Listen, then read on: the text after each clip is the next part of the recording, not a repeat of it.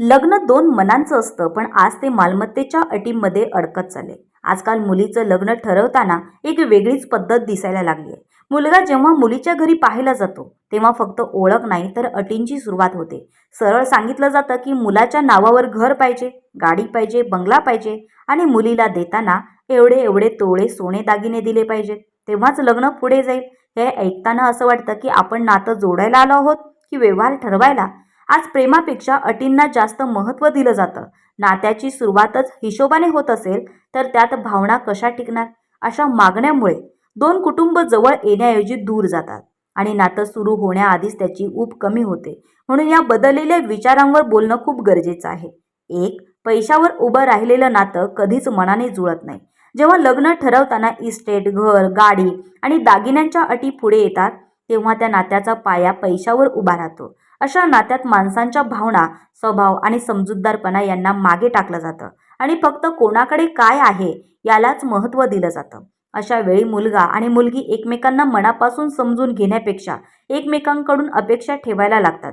हळूहळू हे नातं प्रेमापेक्षा हिशोबावर चालायला लागतं आणि जिथे हिशोब जास्त असतो तिथे आपुलकी कमी होत जाते. अशा नात्यात छोट्या छोट्या गोष्टीवरूनही वाद निर्माण होतात, कारण सुरुवातीलाच मन जुळलेलं नसतं. त्यामुळे असं नातं बाहेरून मजबूत दिसत असलं तरी आतून ते खूप कमकुवत असतं आणि वेळ आली की सहज तुटू शकतं. दोन, अशा अटीमुळे मुलाच्या कुटुंबावर प्रचंड ताण येतो. जेव्हा लग्नासाठी मुलाच्या नावावर घर, गाडी, बंगला आणि मुलीला भरपूर दागिने देण्याच्या अटी ठेवल्या जातात, तेव्हा मुलाच्या कुटुंबावर खूप मोठा आर्थिक आणि मानसिक ताण येतो. प्रत्येक वेळी त्यांना वाटतं की आपण या अपेक्षा पूर्ण करू शकतो का? यासाठी अनेकदा लोक कर्ज काढतात, उधार घेतात किंवा स्वतःच्या गरजा कमी करतात. पण या सगळ्यामुळे आनंद हरवून जातो. लग्नाचा आनंद घेण्याऐवजी फक्त ताण आणि दबाव वाढतो आणि याच तणावामुळे पुढे नात्यात कटुता निर्माण होते. कारण जे काही केलं जातं ते मनापासून नाही तर मजबुरीने केलं जातं आणि म्हणूनच अशा अटींवर उभं राहिलेलं नातं सुरुवातीपासूनच तणावाने भरलेलं असतं. तीन, मुलीसाठीही हे नातं आनंदाचं राहत नाही. अशा अटींवर झालेलं लग्न मुलीसाठीही खरं सुख देत नाही, कारण तिला आतून कायम जाणवत राहतं की तिच्यासाठी एवढ्या अटी पूर्ण केल्या गेल्या आहेत. त्यामुळे तिच्यावर नकळत अपेक्षांचं ओझं वाढतं. घरातल्या प्रत्येक गोष्टीत तिला स्वतःला सिद्ध करावं लागतं. कधी छोट्या चुकांवरही तिला ऐकावं लागतं की तुझ्यासाठी एवढं सगळं केलं आहे. अशा वातावरणात ती मोकळेपणाने जगू शकत नाही आणि हळूहळू तिचा आत्मविश्वास कमी होत जातो. नात्यात प्रेमापेक्षा दबाव जास्त जाणवतो आणि त्यामुळे ती आतून तुटत जाते. अशा नात्यात सुखापेक्षा मानसिक ताणच जास्त मिळतो. चार, नातं प्रेमाचं न राहता सरळ व्यवहार बनतं. जेव्हा लग्नात घर, गाडी, बंगला आणि दागिन्यांच्या अटी ठरवल्या जातात, तेव्हा त्या नात्याचं रूप पूर्णपणे बदलतं. हळूहळू ते नातं प्रेमाचं न राहता सरळ व्यवहार बनतं, जिथे प्रत्येक गोष्टीत देणं घेणं आणि हिशोब पाहिला जातो. कोण काय देतंय आणि बदल्यात काय मिळतंय यालाच महत्त्व दिलं जातं. अशा नात्यात भावना, आपुलकी आणि जिव्हाळा कमी होत जातो आणि फक्त अपेक्षा वाढत जातात. जिथे नातं व्यवहारावर चालतं तिथे मनापासून जोडले पण राहत नाही आणि म्हणूनच अशा नात्यात खरा आनंद आणि समाधान कधीच मिळत नाही. ते फक्त वरवर टिकलेलं दिसतं, पण आतून रिकामं असतं. पाच, समाजात चुकीची स्पर्धा आणि लोभ वाढतो. अशा अटींवर लग्न होऊ लागलं की समाजात एक चुकीची स्पर्धा सुरू होते. लोक एकमेकांशी तुलना करायला लागतात की त्यांनी इतकी इस्टेट घेतली तर आपणही तितकीच घ्यायची, त्यांनी एवढे दागिने दिले तर आपणही द्यायचे. अशा विचारामुळे हळूहळू लोभ वाढत जातो आणि साधं सरळ नातंही मोठ्या अपेक्षांमध्ये अडकतं. अनेक कुटुंब या स्पर्धेत टिकण्यासाठी स्वतःच्या परीनं जास्त खर्च करतात. कधी कधी कर्जातही जातात, पण त्यातून समाधान मिळत नाही. उलट ताण आणि असंतोष वाढतो. अशा पद्धतीने समाजात नात्यांची खरी किंमत कमी होत जाते आणि पैसा व मालमत्ता यांना जास्त महत्त्व दिलं जातं. सहा, दोन्ही कुटुंबामध्ये अंतर आणि कटुता निर्माण होते. अशा अटींवर झालेल्या लग्नामध्ये सुरुवातीपासूनच दोन्ही कुटुंबामध्ये एक अदृश्य अंतर तयार होतं, कारण एक बाजूला नेहमी वाटत राहतं की आपण खूप काही दिलं आहे आणि दुसऱ्या बाजूला दबाव आणि अपेक्षांचं ओझं जाणवत राहतं. छोट्या छोट्या गोष्टीवरूनही गैरसमज निर्माण होतात आणि बोलण्यात कटुता येते. हळूहळू आपुलकी कमी होते आणि संबंध फक्त औपचारिक राहतात.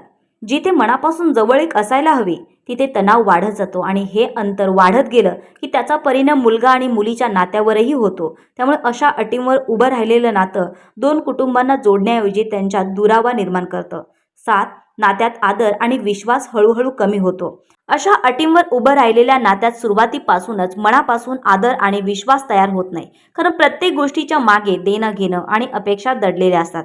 त्यामुळे एकमेकांकडे पाहण्याचा दृष्टिकोनही बदलतो. हळूहळू छोट्या गोष्टींमध्येही शंका येऊ लागते आणि मनात अंतर वाढतं. जिथे विश्वास हवा तिथे संशय निर्माण होतो आणि जिथे आदर हवा तिथे हिशोब सुरू होतो. अशा नात्यात मोकळेपणा राहत नाही आणि संवादही कमी होत जातो. त्यामुळे नातं टिकत असलं तरी त्यात समाधान आणि शांतता राहत नाही आणि शेवटी ते नातं फक्त नावापुरतंच उरतं. 8. आयुष्यभराचा आनंद एका चुकीच्या निर्णयामुळे हरवतो.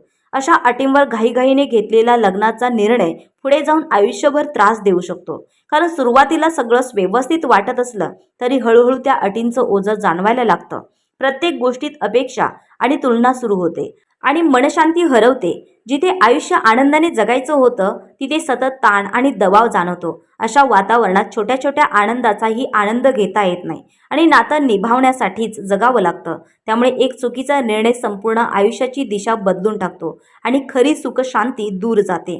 9. खऱ्या मूल्यांची जाणीवच हरवते. अशा अटींवर उभा राहणाऱ्या नात्यांमध्ये हळूहळू खऱ्या मूल्यांची जाणीवच कमी होत जाते. कारण लोक माणुसकी, स्वभाव आणि संस्कार यापेक्षा पैसा, इस्टेट आणि दागिने यांनाच महत्त्व द्यायला लागतात. त्यामुळे कोण चांगला आहे, कोण समजूतदार आहे हे पाहण्याऐवजी कोणाकडे किती आहे हेच मोजलं जातं. अशा विचारामुळे पुढच्या पिढीलाही चुकीचा संदेश मिळतो आणि त्यांच्यामध्येही हाच विचार वाढतो. जिथे माणुसकीला महत्त्व दिलं पाहिजे तिथे मालमत्तेला दिलं जातं आणि त्यामुळे नात्यांची खरी किंमत कमी होत जाते. अशा प्रकारे हळूहळू समाजातून नात्यांचा खरा अर्थच हरवू लागतो. 10. मुलगा आणि मुलीच्या नात्यावरही परिणाम होतो. अशा अटींवर उभं राहिलेलं लग्न थेट मुलगा आणि मुलीच्या नात्यावर परिणाम करतं. कारण सुरुवातीपासूनच दोघांच्या मनात दबाव आणि अपेक्षा बसलेल्या असतात. प्रत्येक गोष्टीत तुलना आणि हिशोब येऊ लागतो आणि मनापासून बोलणं कमी होत जातं. छोट्या छोट्या कारणावरून वाद वाढतात कारण नात्याचा पाया मजबूत नसतो. जिथे प्रेम आणि समजूतदारपणा हवा तिथे अपेक्षा आणि ताण वाढतो. त्यामुळे दोघांमध्ये अंतर निर्माण होतं आणि नात्यातील गोडवा कमी होतो. अशा परिस्थितीत एकत्र राहूनही मनाने दूर असल्यासारखं वाटतं आणि नातं टिकणं कठीण होत जातं. लग्न हे इस्टेट, घर, गाडी किंवा दागिन्यावर उभं राहत नाही. ते उभं राहतं विश्वासावर, प्रेमावर आणि एकमेकांना समजून घेण्यावर. मुलगी घरात आनंद घेऊन येते ती दागिन्याने नाही तर तिच्या स्वभावाने आणि संस्काराने.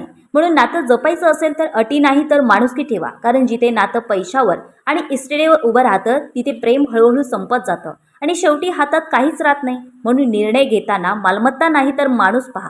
कारण जिथे नातं विकत घेतलं जातं तिथे ते कधीच मनाने जुळत नाही. आणि तुमचं या विषयावर काय मत आहे ते नक्की कमेंटमध्ये लिहा.